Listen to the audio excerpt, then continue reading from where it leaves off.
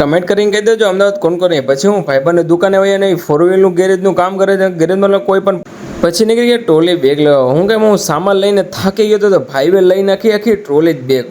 એમાં થયું એવું મિત્ર કે અમે આ જે દરવાજે ગયા હતા ના ખરીદી કરવા ગયા હતા, ખરીદીનો સામાન વધી ગયો. ભાઈ આ કોમ્પ્લેક્સ ઉપર ચડ્યા હતા, મેંદડી જો તો શું કરે છે દુકાન.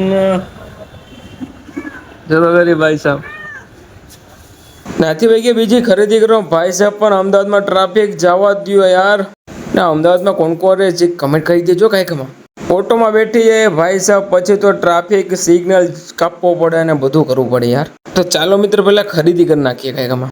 એમાં મિત્ર કપડાં નાઇટ પેટ થાકી ગયા, પછી રાત પડી ગઈ, વાત જવા દો ને ભાઈ. એટલી ભૂખ લાગી તમારા ભાઈને, પછી આવી ગયા સીધા હોટલની અંદર. અમે ત્રણેય ભાઈઓ પછી હું પાપડ મંગાવ્યું, બધું ખાધું ને પંજાબી ચાઇનીઝ બધું મળે છે. બાકી મજા આવી ગઈ જમવાની ભાઈ. કે તમે જાઓ જો આ ભાઈને અમદાવાદમાં વળતો જ નહીં, જે કમેન્ટ કરતો કાંઈકમાં.